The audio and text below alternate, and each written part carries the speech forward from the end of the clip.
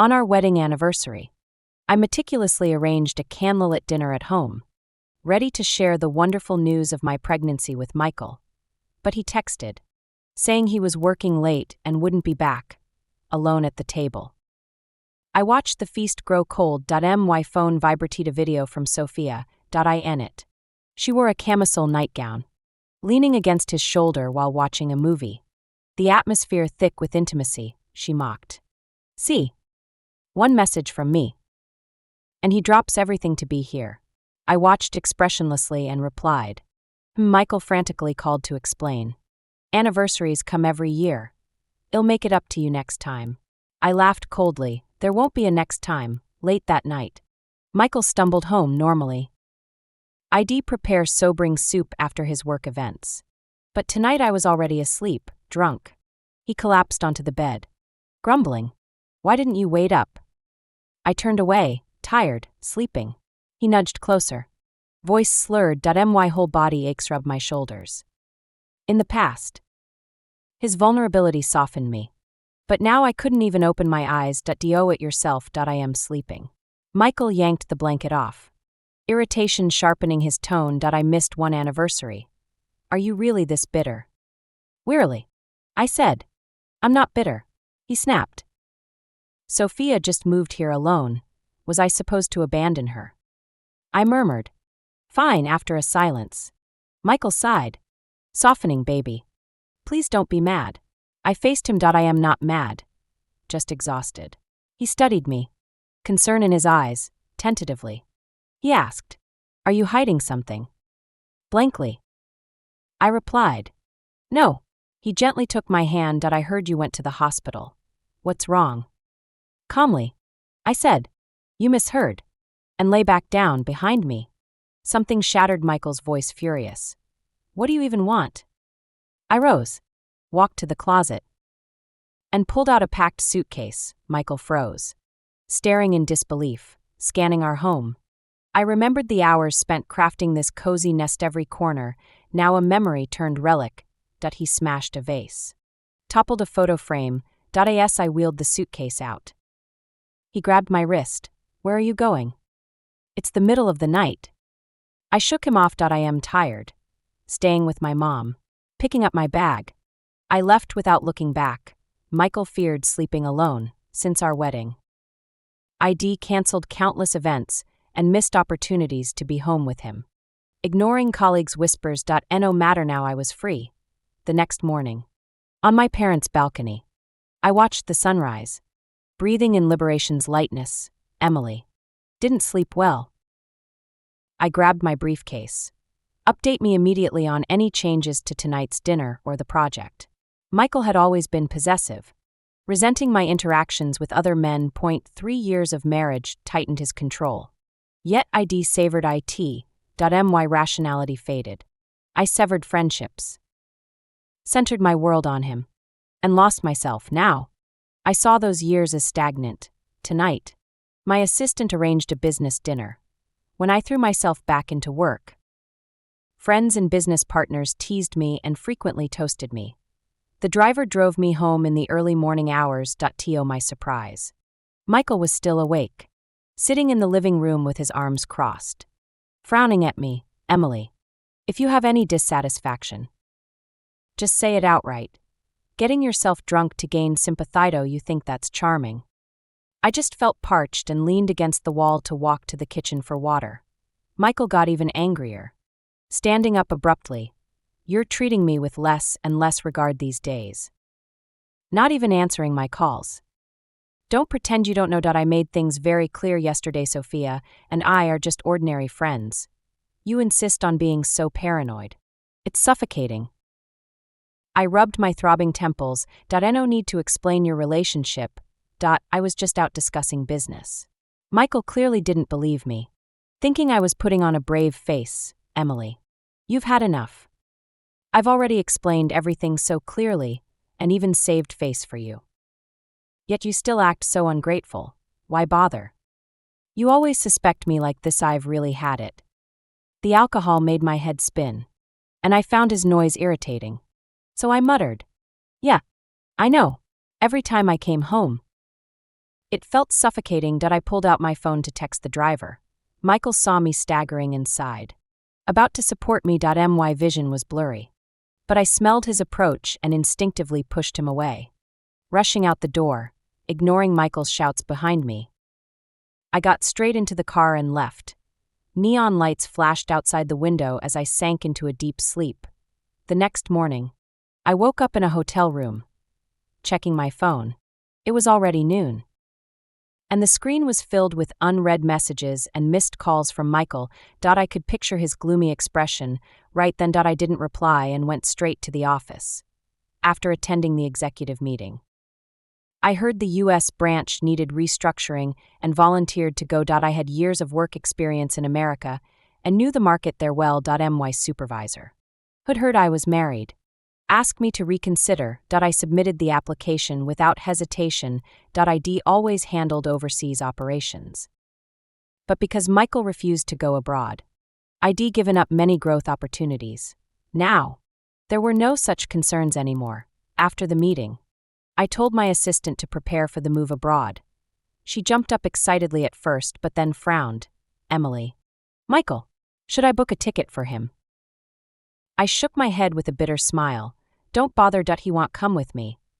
Before becoming an executive, I went through a dark period.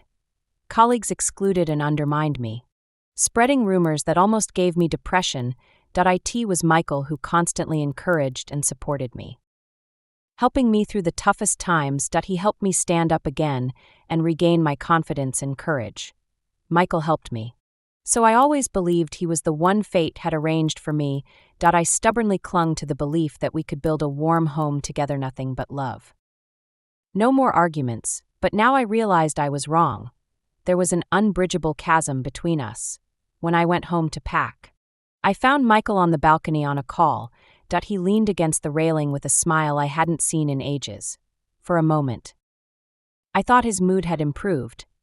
But when I heard his gentle tone, I knew he was talking to Sophia. I really believe in this project. Go ahead with confidence, and I'll support you all the way. Okay. Dinner tonight, me treat. Michael's voice was soft and affectionate. A tenderness had never shown me. He did have this softer side. He just never revealed it to me. Michael turned with his phone and saw me at the door. His smile vanished instantly. He gave me a cold glance and shut the door without a word. The slam made my heart ache. He was always gentle and considerate with Sophia. But no matter how careful I was, I couldn't earn a shred of his appreciation. I knew Michael was still furious over the issue with Sophia. We'd argued about it countless times. It was always like the ish to push me to the brink with his coldness and watch me beg for forgiveness like a pitiful wretch. I've given gifts, apologized, cried my eyes out, done everything just to earn a single smile from him. But now I feel an unprecedented calm. This time, I choose to let go. As I prepared for bed, a text message arrived from Olivia, Michael's sister. Deafening electronic music pulsed through the nightclub, where Michael and Sophia swayed wildly on the dance floor, their silhouettes intertwined under the dizzying lights like two perfectly matched souls destined for each other. See that? That's true compatibility. If you hadn't interfered, my brother would be so much happier. Olivia wrote. She'd never hidden her disdain for me. To her, I was the villain who shattered her brother's happiness, destroying a beautiful relationship before it could blossom. Before such blatant provocation would have sent me charging to confront her immediately. Yet now, an eerie calm settled over me, even making her words seem reasonable. Olivia then sent several more videos, moments of them whispering intimately ear to ear, others with arms wrapped around waists. Backs pressed close the screen, practically oozing with romantic tension. Mixed in were teasing comments from Sophia's friends. Olivia, are you trying to kill your sister-in-law with jealousy? Someone as petty as her would definitely throw a fit seeing this. Staring at my phone, I felt only icy numbness. Michael always accused me of overreacting, of not giving him freedom and space, yet he never cared about my feelings. Instead, joining others in mocking me, he demanded total control, forbidding me from having male friends, yet freely engaged in intimate contact with his former lover. Such hypocrisy. A cold laugh escaped me as I tossed the phone aside. Late that night, Michael returned, shaking me roughly awake. You always had warm porridge and hangover soup ready when I came home drunk before. Why isn't the bed even warm tonight? I opened my eyes to his slurred, drunken state, my heart utterly unmoved. Previously, I'd lie awake worrying whenever he went out. Now, I simply said, "Hope you had fun. Sophia was there with you anyway." Michael gaped, speechless, his eyes wide with shock that I'd never voluntarily mentioned that name before, let alone discussed it so evenly. A faint, condescending smile touched his lips. "You saw Olivia's videos. Huh. Just clubbing with friends. Don't overthink it." I had no desire to continue this conversation, but Michael pressed on smugly. "You need to understand what Sophia means to me. I'll be honest, she's my first love. Even now, as just friends. She remains my most precious memory. You'll never grasp that bond, but you'll always be my only wife. So stop this nonsense." I dismissed him flatly. Fine, it's late. Get some rest." He clearly expected an outburst. His words faltered as he studied me. Confusion etched on his face, clearly probing my true feelings. Moments later, his hand crept toward my collar. I recoiled as if scalded. "You're drunk. Sleep separately tonight." Michael was stunned, speechless. This was the first time I'd so visibly rejected him, and he couldn't process it. "Why?" he demanded, frustration mounting. I didn't answer, just grabbed a pillow and left, falling into a deep, peaceful sleep almost instantly, freed from the weight of caring about Michael. I slept better than ever. The next morning, my assistant confirmed my flight to the U.S. In 3 days. Friends, hearing of my imminent departure, insisted on throwing a farewell party that evening. Unable to refuse, I went, pushing open the private room door. I froze. Emily and an impeccably dressed Sophia sat inside. Friends naturally invited Michael as my husband. I just hadn't expected him to bring Sophia. He claimed she was lonely and needed cheering up. Spotting me, Michael shifted uneasily, gesturing for me to sit beside him. I pretended not to see. Sophia nestled against him, shot me a meaningful smile. She weaved through the crowd, glass in hand, and said playfully, "Don't mind us, Emily. Michael said you've been swamped with work lately, so he asked me to keep him company." Michael opened his mouth as if to speak, then closed it, remaining silent. I politely replied, "Whatever. Just have fun." My friends pulled me to drink one after another. I was too busy to care about them. But my phone kept vibrating. Michael sent a series of messages. I didn't mean to bring her. On the way, she messaged me saying she wasn't feeling well, so I took her to the hospital. I saw she hadn't eaten, so I brought her here for a simple meal. Nothing else. Don't overthink it. Okay. Michael sent a lot more, but I couldn't be bothered to read it. As the gathering was ending, Michael found me. "Emily, let's go home together tonight." I glanced at him coldly and said to a friend, "I'll stay at a hotel tonight. Don't mind him." Then I turned and followed my friends away, leaving him standing there. My friends sat in a circle, toasting and celebrating. This was my closest circle of girlfriends. They had witnessed my struggles and growth over the years. After a few rounds of drinks, they talked about my upcoming trip to America. And everyone was genuinely happy for me. "Emily, remember when you got together with Michael? Your whole world revolved around him.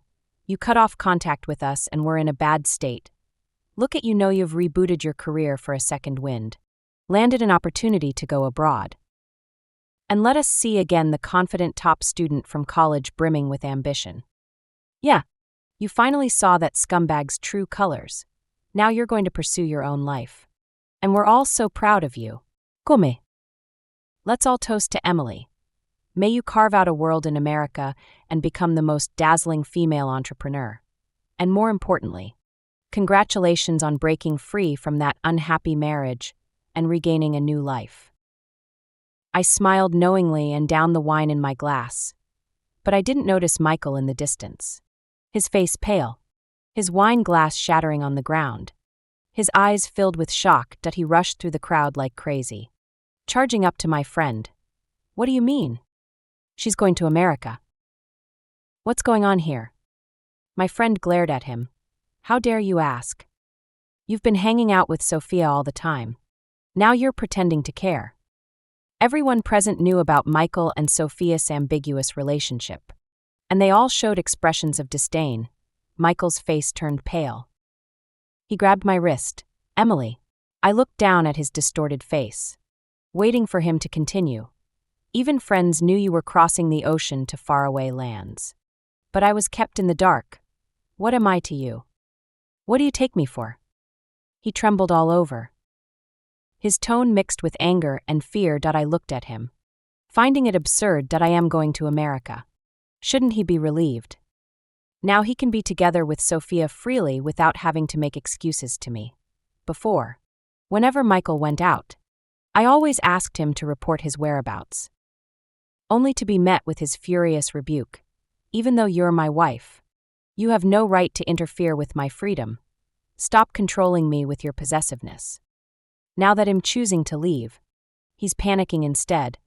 How ironic that I gave him a cold look, talking about America. Oh. Back then you were chilling at the bar with Sophia. I didn't want to spoil your fun, so I didn't bring it up. I took a step back, distancing myself from Michael, using a detached tone reserved for strangers. I completely denied his identity. Only then did Michael notice the strange looks around him. He awkwardly tried to grab my hand. Emily. How can you say that? I'm your other half.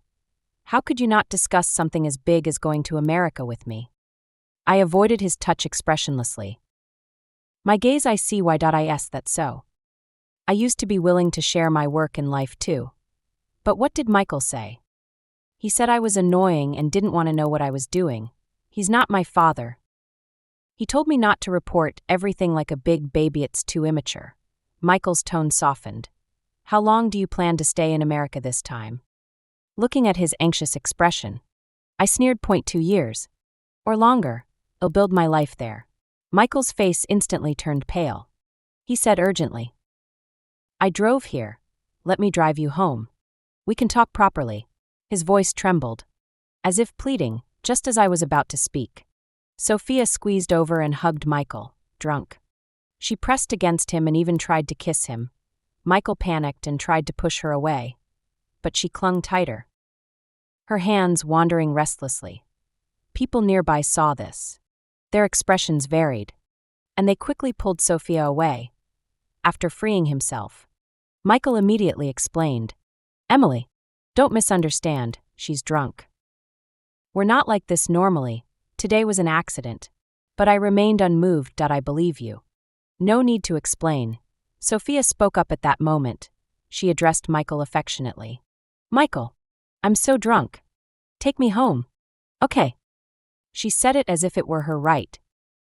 As if she were Michael's wife. Michael didn't find it strange at all, didn't argue, but instinctively held her.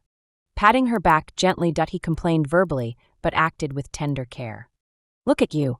You knew your alcohol tolerance is low and still drank so much. Now you're dizzy. Serves you right. Sophia closed her eyes. A smug smile on her lips, she clung to Michael. Her arms wrapped around his neck. Emily. You see how drunk Sophia is. We can't just leave her. Why not let the driver take us first? Once I've settled her, we can talk. Though Michael was speaking to me, his gaze remained fixed on Sophia. Full of concern, I sneered coldly. No need. Your Sophia is so delicate. I'd better stay and look after her.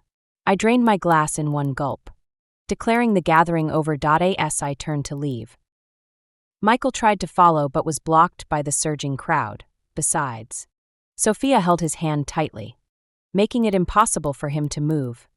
The assistant drove me home. Neon lights flashing outside the car window. And I suddenly laughed, but as I laughed, tears began to fall uncontrollably. To outsiders. I'm a young executive dominating the business world. But in love, Michael made me lose everything. Whenever Sophia appeared, he always abandoned me without hesitation, clearly. If I wanted, countless men would flock to me.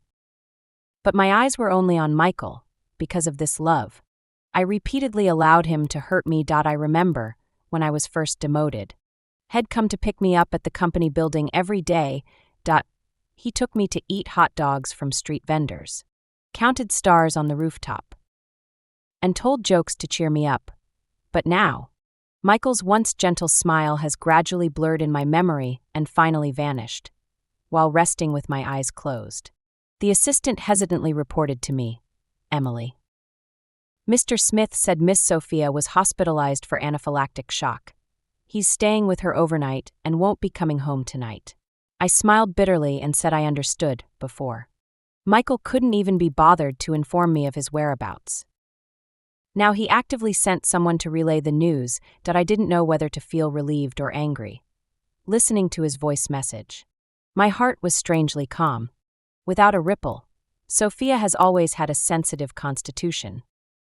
And now she's hospitalized for an allergy with no family to care for her.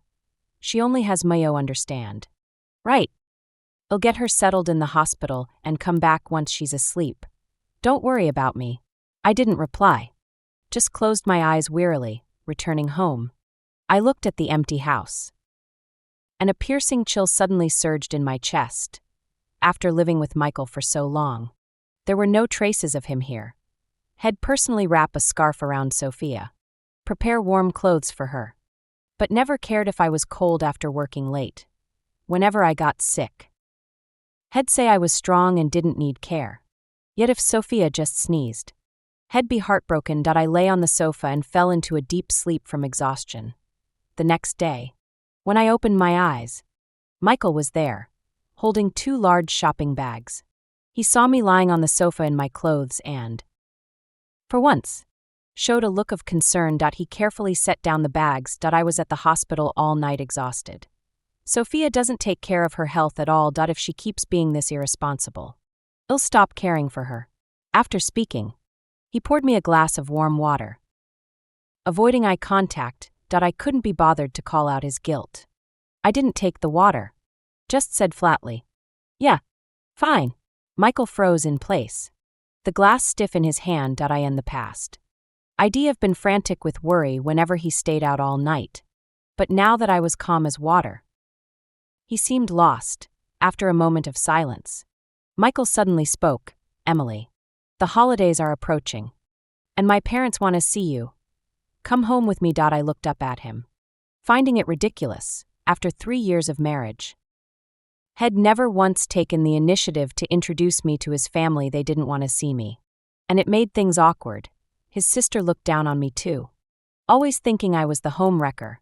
Every holiday, I'd prepare expensive gifts, hoping he'd take me to meet them, but he'd always say, "Your status isn't respectable enough right now." I'm afraid they want to prove, instantly dousing all my hopes. Yet in the past, he took Sophia home every year, and her relationship with his family was closer than mine. Thinking of this, I refused outright. "Forget it. Your parents don't like me anyway." Michael hurried over to me. "Nonsense. You're so outstanding now. I promise they won't give you a hard time."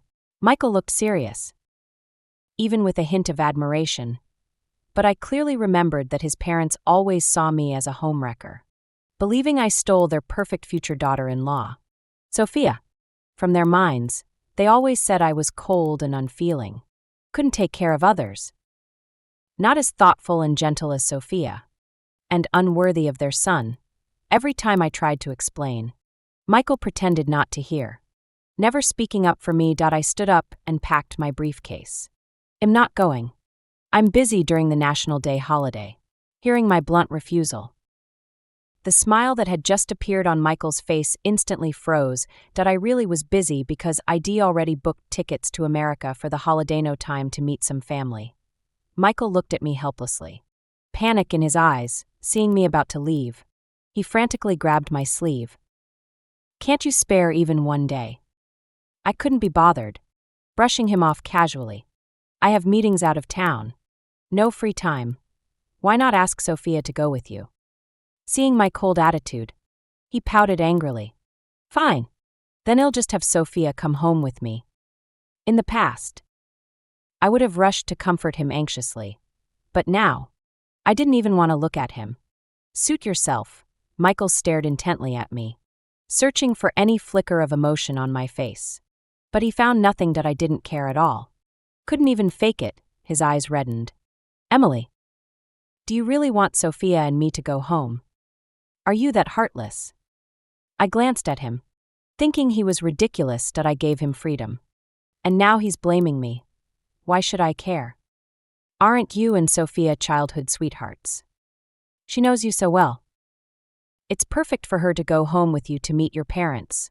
Michael was speechless, wanting to argue but finding no words. Finally, he managed. Then when you get back from America, I'll take you home. My head was splitting with pain. And I didn't want to say more. I walked straight into the bedroom to rest. Michael tried to follow but was stopped by the door I shut behind me, leaving him stunned, surprisingly. He didn't explode with anger or knock to disturb me. Instead, he quietly drew the curtains and slipped out. Careful not to disrupt my rest. By evening, Michael had prepared a lavish dinner. Watching him bustling in the kitchen, I suddenly felt a sense of strangeness. All these years, had never cooked, let alone made such a spread. But I had no appetite at all. Without a glance, I headed straight to the office. Michael chased after me, looking like he wanted to say something but couldn't find the words. He sighed deeply but said nothing critical. Michael whispered, "You've been hungry all day, even if you don't want to eat now. Take something to the office, don't hurt your stomach." With that, he turned to pack the food. I stood there dazed, surprised he even remembered. Back when I was promoted to department head, work pressure was crushing, and I often forgot to eat on time. Once, I had a stomach flu, doubled over in pain, and called Michael to complain. What did he say? "If you're sick, see a doctor. I can't help you. You're a grown-up. Can't even take care of yourself. How pathetic." He hung up right after, ignoring how upset I was on the other end. Since then, I'd never told him about these things, work exhaustion, live stresses. I bore them all silently, and he turned a blind eye to everything about me. Michael packed the food neatly, including a nourishing soup, saying it would help me recover since I wouldn't get it in America. I ignored him and let it go. Just as he was about to see me out, his phone rang. It was Sophia calling. Michael's face changed, and he hurriedly flipped the screen down. But the ringing persisted, piercing the quiet living room. "Why not answer?" I asked indifferently. Michael hesitated for a moment, then finally picked up. Putting it on speaker, Sophia's weak voice came through. "Michael, where are you? I just got out of surgery. And I really want your noodles. Only you know my favorite flavor." Michael immediately said, "I'm busy. Ask the caregiver to order takeout for you." Seeing his eagerness to distance himself felt oddly refreshing. But Sophia didn't give up, coughing weakly. She continued, "Michael, you know how risky my surgery was. The doctor said I need constant care during recovery. You're the only person I trust in this city. How could you bear to leave me alone through this?" Her voice turned mournful. "Forget it. I shouldn't have bothered you. I'll just skip dinner. It's not like I'll die. That's unacceptable." Michael blurted out, his voice laced with urgency, listening to Sophia's dramatic performance. I nearly applauded her acting skills. It was always like this. During our dates, she'd claim dizziness needing company. During trips, she'd insist she was scared to go home alone. And every single time, these clumsy tactics softened Michael's heart, feigning understanding. I said, "Go ahead. I have work to handle anyway. Take these meals to her." Michael opened his mouth to explain but only managed, "Come back early. I'll cook fresh for you." After fussing over a few reminders, he hurried out, back at the office. I finished my last tasks and checked my schedule. I'd depart for the US in 3 days. Then my assistant called. Deafening music and rowdy cheers erupted through the phone. "Kiss her. Sophia and Michael. Kiss." The commotion spoke volumes. A hospital visit had somehow turned into a bar celebration. And they were clearly enjoying themselves. I hung up expressionlessly and headed for a shower. My phone buzzed incessantly. After my shower, I found countless messages from Michael. He frantically explained had been tricked. Sophia was discharged today. Friends threw a surprise party, and they'd deceived him into attending. He repeatedly promised to come home immediately, begging me not to be angry later. Messages claimed Sophia insisted he stay, forcing him to spend the night away. With multiple apologies, this puzzled me. The old Michael never groveled like this. And I didn't see the need. I didn't reply, powering off my phone to sleep. The next day, I carried on with work while Michael remained entangled in his ambiguous reunion with his first love, forgetting every word had promised. He only returned home the day before my departure. Seeing me pack, he rubbed his temples and asked, "Where are you going? When did this happen?" Without pausing, I answered, "Leaving tomorrow." Michael shot up from the couch, agitated. "Emily, don't I deserve an explanation? What's wrong with you lately? You're driving me crazy." I met his gaze. What could possibly be wrong? Hadn't he wanted freedom, no longer questioning his whereabouts or caring about his life? He sighed deeply. "What are you sulking about?" Still upset over me seeing Sophia. When I stayed silent, he grew more frantic. "If it bothers you so much, I'll tell Sophia right now we'll never meet again. Is that enough? Please don't shut me out like this. I can't take it." His voice held a plea, seeing his exhaustion. I finally spoke. "I am not ignoring you deliberately. I just don't care anymore. Whatever happens between you and Sophia is your choice. It has nothing to do with me." His breakdown surprised me. Even more unexpected was his offer to cut ties with Sophia, but it meant nothing now. My heart had turned. Ed to ICE.as my indifference lingered. Michael sent Sophia a voice message right in front of me. "Sophia, we need clarity. You can only be my friend. Emily is my wife from now on. My time belongs to her. Don't contact me again. If you're unwell, see a doctor. Come to me. I have my own family. Stop disrupting my relationship with Emily." Then, he deleted Sophia's contact before my eyes. "Are you satisfied now? From today, it's just us two. And no more going out. Stay. Please. Let's start trying for a baby." He grasped my hand earnestly. I shook him off, lifted my suitcase, and stated calmly, "That won't be necessary. We did have a child. But after you chose Sophia, I terminated the pregnancy, also. I fly to America tomorrow. I won't be coming back. As soon as the words were spoken, Michael was as if struck by lightning, standing frozen on the spot. Tears instantly blurred his eyes as he stared at me in disbelief. He frantically covered his ears and shook his head, as if that could deny reality. What did you say?" "The child. Our child. How could you? Emily, I was wrong. I truly know I was wrong. Please don't leave. Let's start over. Okay. I promise from now on, you'll be the only one in my eyes and heart. No. If you're leaving, then I'll go with you. Together we can still have children. Emily." He spoke in a trembling voice that he seemed to have forgotten that he once said. Because his career and family were all here. He could never leave the country in this lifetime. This moment. Michael was no longer concerned about any principles, only wanting to keep me. I looked down at him kneeling on the ground, speaking calmly. "Let's get divorced. We should have ended this long ago. Shouldn't we? In this relationship, I've been utterly exhausted. And you've been distracted. Why force ourselves to hold on?" Michael shook his head desperately, unwilling to accept it. "No divorce. I absolutely refuse. Weren't we fine? Why suddenly divorce?" "Fine. Michael, stop deceiving yourself. Countless nights you spent by Sophia's side, shedding tears for her. Now that we're divorced, won't you be free to be with her openly? No one will hold you back. So why put on this act?" Michael knelt and hugged my leg. "Don't do this. Didn't we agree to spend more wedding anniversaries together? There are so many memorable days we haven't had yet. How can you?" I forcefully broke free from his grasp and left without looking back. This is the end between us. Michael was heartbroken. Later, he drank to drown his sorrows until he developed a stomach ulcer and was hospitalized.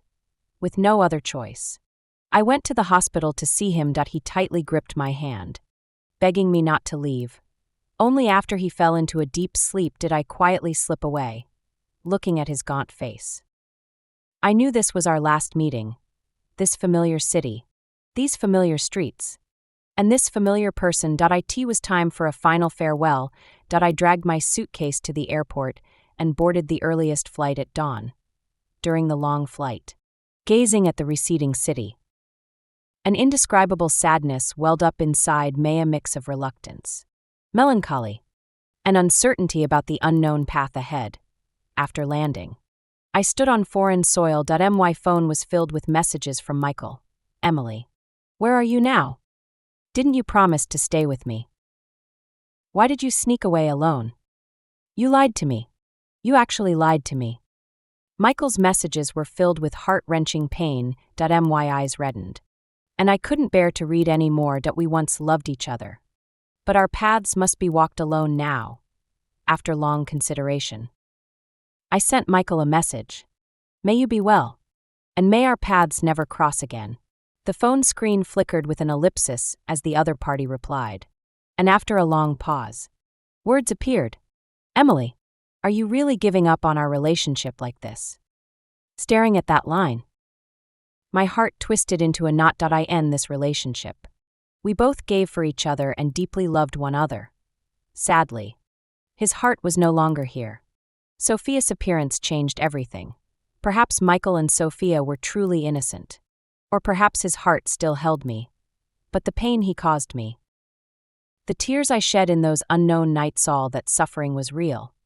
This time, I chose to let go. I quickly adapted to life in America. Though my work wasn't entirely smooth, it progressed steadily. Perhaps it was unspoken understanding, or perhaps he saw through my stance. But Michael finally stopped contacting me. Time flowed quietly, giving me solitude to let the wounds heal slowly. Days passed, and his image gradually faded from my memory. People often say time is the best medicine. The new cultural environment, along with friends I made, altered my life's trajectory. Career advancements filled many voids. I gradually grew to love the pace of life here. And the shadows of the past began to lift. I started accepting new suitors and actively seeking a partner suited for me. Until one Thanksgiving night, my phone rang with an unfamiliar number. Michael, his voice tinged with a hint of drunkenness, said, I know I was wrong. Give me another chance. Okay. I gently swirled the red wine glass in my hand, a relieved smile curling at the corner of my lips. Yes, I've found a new life here. And I won't go back. Putting down the phone. From then on, we had no more contact. Outside, a light rain was falling, and in this city of freedom, I slowly built my own world, with a career I love, a group of close friends, and a lover who truly cares for me.